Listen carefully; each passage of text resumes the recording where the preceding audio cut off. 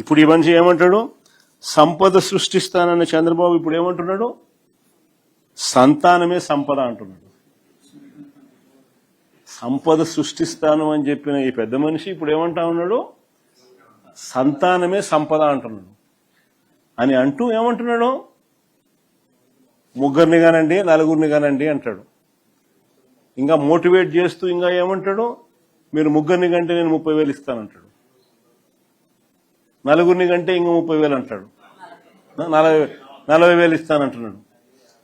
ప్రజలంతా మొత్తుకుంటా ఉన్నారు. అయ్యా 30,000 కథ, 40,000 కథ దేవుడు ఎరుగు, 3వ సంతానం 4వ సంతానం కథ దేవుడు ఎరుగు.